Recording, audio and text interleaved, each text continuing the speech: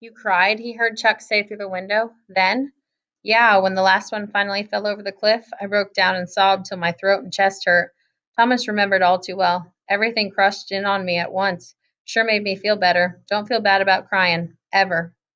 Kinda does make you feel better, huh? Weird how that works. A few minutes passed in silence. Thomas found himself hoping Chuck wouldn't leave. Hey, Thomas, Chuck asked. Still here. Do you think I have parents? Real parents? Thomas laughed, mostly to push away the sudden urge of sadness the statement caused. Of course you do, Shank. You need me to explain the birds and bees?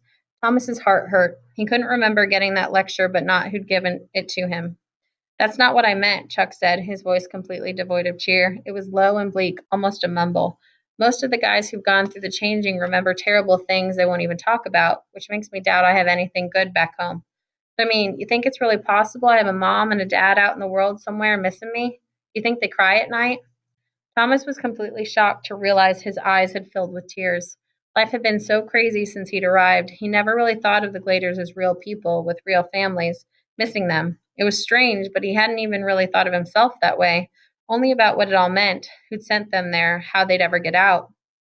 For the first time, he felt something for Chuck that made him so angry he wanted to kill somebody. The boy should be in school, in a home, playing with neighborhood kids. He deserved to go home at night to a family who loved him, worried about him, a mom who made him take a shower every day, and a dad who helped him with homework. Thomas hated the people who'd taken this poor, innocent kid from his family. He hated them with a passion he didn't know a human could feel. He wanted them dead, tortured even. He wanted Chuck to be happy. But happiness had been ripped from their lives. Love had been ripped from their lives. Listen to me, Chuck. Thomas paused, calming down as much as he could, making sure his voice didn't crack. I'm sure you have parents. I know it. Sounds terrible, but I bet your mom is sitting in your room right now, holding your pillow, looking out at the world that stole you from her. And yeah, I bet she's crying. Hard, puffy eyed, snotty nose crying. The real deal. Chuck didn't say anything, but Thomas thought he heard the slightest of sniffles. Don't give up, Chuck.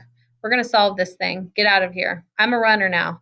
I promise on my life I'll get you back to that room of yours. Make your mom quit crying. And Thomas meant it. He felt it burn in his heart. Hope you're right, Chuck said with a shaky voice. He showed his thumbs up sign in the window, then walked away. Thomas stood up to pace around the little room, fuming with an intense desire to keep his promise. I swear, Chuck, he whispered to no one. I swear I'll get you back home. Chapter 31. Just after Thomas heard the grind and rumble of stone against stone announce the closing of the doors for the day, Albie showed up to release him, which was a huge surprise. The metal of key and lock jingled, then the door to the cell swung wide open. Ain't dead, are you, Shank? Albie asked. He looked so much better than the day before. Thomas couldn't help staring at him. His skin was back to full color, his eyes no longer crisscrossed with red veins. He seemed to have gained 15 pounds in 24 hours. Albie noticed him goggling. Shuck it, boy, what you looking at? Thomas shook his head slightly, feeling like he'd been in a trance. His mind was racing, wondering what Albie remembered, what he knew, what he might say about him. What? Nothing. Just seems crazy. You healed so quickly. You're fine now? Albie flexed his right bicep. Ain't never been better. Come on out. Thomas did, hoping his eyes weren't flickering, making his concern obvious. Albie closed the slammer door and locked it, then turned to face him. Actually, nothing but a lie. I feel like a piece of clunk twice crapped by a griever. Yeah, you looked it yesterday. When Albie glared, Thomas hoped it was in jest and quickly clarified. But today you look brand new, I swear. Albie put the keys in his pocket and leaned back against the slammer's door. So, quite the little talk we had yesterday. Thomas's heart pounded. He had no idea what to expect from Albie at that point. Yeah, I remember. I saw what I saw, Greenie. Kind of fading, but I ain't never gonna forget. It was terrible. Tried to talk about it. Something starts choking me. Now the images are getting up and gone, like that same something don't like me remembering. The scene from the day before flashed in Thomas's mind. Albie thrashing, trying to strangle himself. Thomas wouldn't have believed it had happened if he hadn't seen it himself. Despite fearing an answer, he knew he had to ask the next question. What was it about me? You kept saying you saw me. What was I doing? Albie stared at an empty space in the distance for a while before answering. You were with the creators, helping them, but that ain't what got me shook up.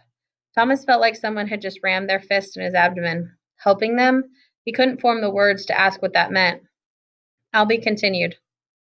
I hope the changing doesn't give us real memories. This plants fake ones. Some suspect it. I can only hope. The world's the way I saw it.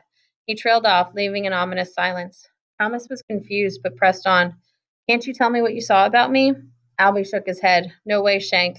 Ain't gonna risk strangling myself again. Might be something they got in our brains to control us, just like the memory wipe. Well, if I'm evil, maybe you should leave me locked up, Thomas half meant it. Greenie, you ain't evil. You might be a shuck-faced flinthead, but you ain't evil. Albie showed the slightest hint of a smile, a bare crack in his usually hard face.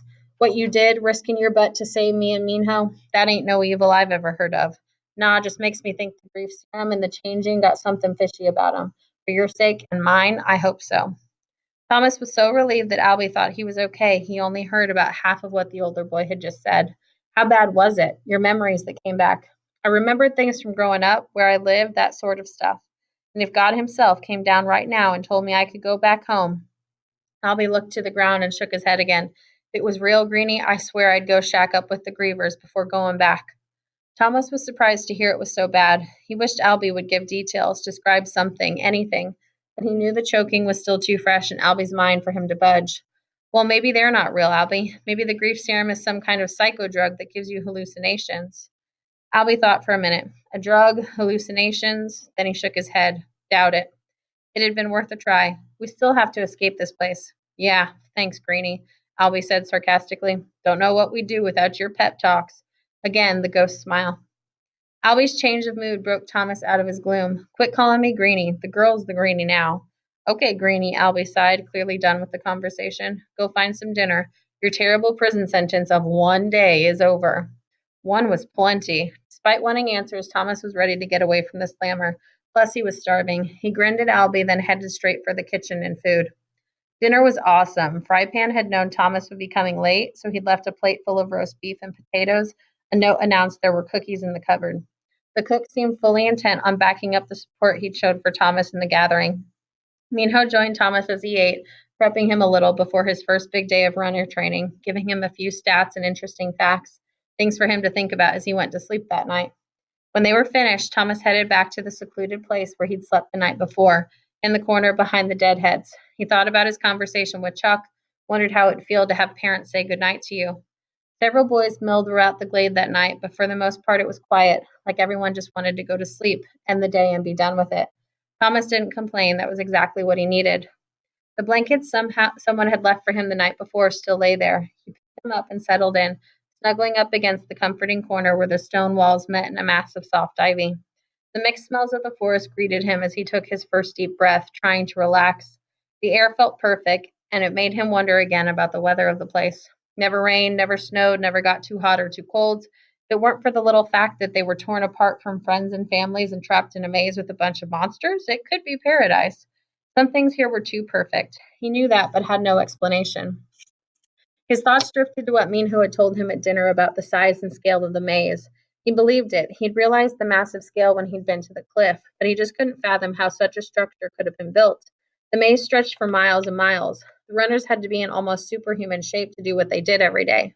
And yet they'd never found an exit. And despite that, despite the utter hopelessness of the situation, they still hadn't given up.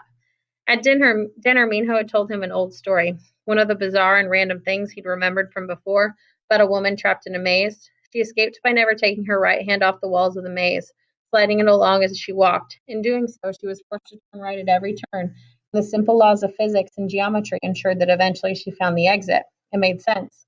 But not here. Here all paths led back to the glade. They had to be missing something. Tomorrow his training would begin. Tomorrow he could start helping them find that missing something. Right then, Thomas made a decision. Forget all the weird stuff, forget all the bad things, forget it all. He wouldn't quit until he'd solved the puzzle and found a way home. Tomorrow, the word floated in his mind until he finally fell asleep.